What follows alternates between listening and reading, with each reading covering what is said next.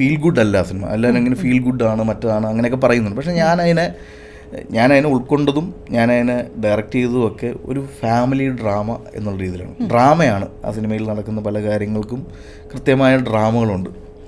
അപ്പോൾ പിന്നെ എല്ലാവരും ഇതിനെ അത് എനിക്കറിയില്ല നല്ലതാണോ ചീത്ത, എല്ലാവരും ദൃശ്യം എന്ന് പറഞ്ഞ സിനിമയായിട്ട് വല്ലാണ്ട് അതിനെ ഉപമിക്കുന്നുണ്ട്.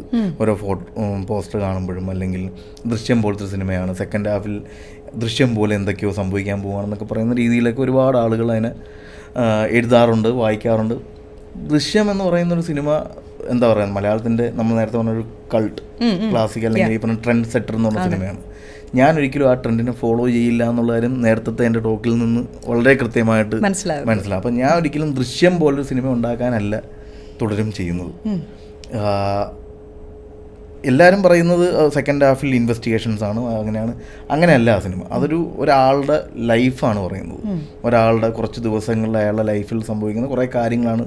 അപ്പം അതിൻ്റെ അകത്ത് തമാശകളുണ്ട്, അതിൻ്റെ അകത്ത് സങ്കടങ്ങളുണ്ട്, അതിൻ്റെ അകത്ത് ചില ഞെട്ടിക്കുന്ന കാര്യങ്ങളുണ്ട്, ചില ത്രില്ലുകളുണ്ട്. ഇതെല്ലാം വന്നു പോകുന്ന, എന്നാൽ ഇതെല്ലാം കൂടി ചേർത്ത് ഇതൊരു ഇൻവെസ്റ്റിഗേഷൻ ഡ്രാമ എന്നോ അല്ലെങ്കിൽ മിസ്റ്ററി ത്രില്ലറെന്നോ ഒന്നും ഒരിക്കലും അങ്ങനെ ഒരു എലിമെൻറ്റ് ഈ സിനിമയിലില്ല.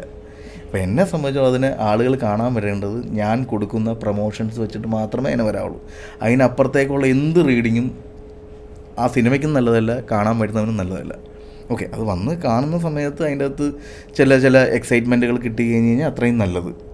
അതായത് ഞാനിപ്പോൾ ഇതൊക്കെ പറഞ്ഞു, പിന്നെ ഇതൊക്കെ എല്ലാ തിയേറ്ററിലെങ്കിലും അപ്പം എനിക്ക് നിങ്ങളോട് പറയാം, വെറുതെ ഞാൻ എക്സ്പെക്ടേഷൻ കൂട്ടാൻ ഞാൻ പറയണത് സിനിമ ഒരു പ്രോഡക്റ്റാണ്.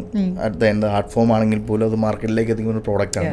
ആ പ്രോഡക്റ്റിനെ എങ്ങനെ മാർക്കറ്റ് ചെയ്യണം എന്നുള്ളത്, എങ്ങനെയാണ് അതിനെ കാണാൻ പറ്റുന്നത് അതിൻ്റെ ക്രിയേറ്റേഴ്സിൻ്റെ അതിൻ്റെ പ്രൊഡക്ഷൻ ടീമിൻ്റെയും ഒക്കെ. അപ്പോൾ നമ്മൾ വളരെ കൃത്യമായിട്ട് ഇതിങ്ങനെയാണ്, അതൊരു ഫാമിലീനെയാണ് ഇഷ്ടപ്പെടേണ്ടത്, ആ ഫാമിലീനെ കാണാനാണ് വരേണ്ടത്. ലാലേട്ടൻ്റെ കാറും ലാലേട്ടനെയും ഒക്കെ, ലാലേട്ടൻ ചെയ്യുന്ന ഷൺമുഖനെയും ഒക്കെ ഇഷ്ടപ്പെടാനായിട്ട് അവർക്കൊപ്പം സഞ്ചരിച്ചാൽ മാത്രമേ ആ സിനിമയിൽ എന്തെങ്കിലുമൊക്കെ നമുക്ക് രസിക്കാൻ പറ്റുള്ളൂ. ലാലേട്ടൻ്റെ കാറുണ്ടോ അതിൽ? ലാലേട്ടൻ്റെ കാറെന്ന് പറഞ്ഞോണ്ട് ലാലേട്ടൻ്റെ കാറിൽ ലാലേട്ടൻ്റെ സ്വന്തം എന്ന പോലെ ഒരു ബ്ലാക്ക് കളർ അംബാസിഡർ കാറുണ്ട്. തരുണാലോ എവിടെ നിന്നൊക്കെയാണ് പൊങ്ങിയത്. നിങ്ങളൊക്കെ ഒരു കാര്യം മനസ്സിലായില്ലേ, ലിസൺ ചെയ്ത് ശ്രദ്ധിച്ചിരിക്കണം ഒരാൾ ഇപ്പുറത്തിരിക്കണേ എന്നുള്ളത്. പിന്നെ ഇതിപ്പോൾ ഒരു സിനിമ വരുന്ന സമയത്ത് ആദ്യത്തെ സിനിമ സൂപ്പർ ഹിറ്റ് ഒരു സിനിമ, രണ്ടാമത്തെ നാഷണൽ അവാർഡ് മേടിച്ചൊരു സിനിമ, ഇപ്പോൾ മൂന്നാമത്തെ സിനിമ വരുന്ന സമയമാകുമ്പോഴത്തേക്കും ആൻറ്റിസിപ്പേഷൻസ്, എക്സ്പെക്റ്റേഷൻസ് ആളുകൾക്ക് പറയാൻ ഇഷ്ടമാണ്, ചിന്തിക്കാൻ ഇഷ്ടമാണ്. നിങ്ങൾ കഥ എഴുതുമ്പോൾ കാണുന്ന സ്വപ്നങ്ങൾ പോലെ തന്നെ ഇമാജിനേഷൻസ് നമുക്ക് വരും. സ്വാഭാവികമായും അതിന് പിന്നിൽ പ്രവർത്തിക്കുന്ന ഒരാൾക്ക് ടെൻഷൻ വരാം, സ്ട്രെസ് വരാം, ഉറക്കക്കുറവ് വരാം, മടുത്തുനിന്ന് തോന്നാം. അങ്ങനെയുള്ള സമയങ്ങളിൽ എങ്ങനെയാണ് തരുൺ മൂർത്തി സ്വയം റിലാക്സ്ഡ് ആവുന്നത്? മടുപ്പൊന്നും തോന്നാറില്ല, ഭയങ്കര ഇപ്പോഴും എക്സൈറ്റഡ് ആണ്. അതൊന്ന് തിയേറ്ററിൽ കാണാൻ, ആളുകൾക്കൊപ്പം ഇരുന്ന് കാണാനുള്ള എക്സൈറ്റ്മെൻ്റ് ഉണ്ട്. അത് വലിയ പ്രതീക്ഷയല്ല, എനിക്ക് എന്താണിത് നമ്മളുടെ ഒരു മലയാളത്തിലെ എക്കാലത്തെയും വലിയൊരു സൂപ്പർ സ്റ്റാറിനെ വെച്ചൊരു സിനിമ ഈ പുതിയ ജനറേഷനിലൊരു ഡയറക്ടർ ചെയ്യുമ്പോൾ അതിനെങ്ങനെയാണ് ഇന്നത്തെ പ്രേക്ഷകൻ കാണുന്നതെന്നുള്ളൊരു എക്സൈറ്റ്മെൻ്റ് ഉണ്ട്.